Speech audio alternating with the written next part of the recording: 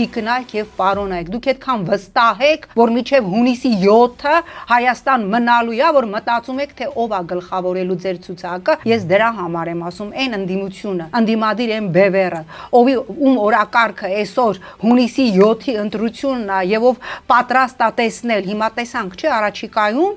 այդ մասին խոսեց Ադրբեջանի արտաքին գործերի նախարարության խոսնակը, ասելով, որ Ղազախի նկատի ունենալով Տավուշի 3 գյուղերը եւ մեր Երևանի Բերանի երասխի ճանապարհին կանգնած Տիգրանաշենը Քյարքին պիտի հանձնվի։ Դուք պատկերացնում եք Քյարքին Տիգրանաշեն տալը ինչա նշանակելու։ Դա նշանակելու է, որ ադրբեջանական դիպուկահարի կրակահերթի տակ ամեն օր լինելու է օպերան եւ ամեն օր լինելու է հենց այստեղ Աբովյան փողոցում, այո, Երևանը, ես եւ դուք, Աբովյան փողոցը։ Սա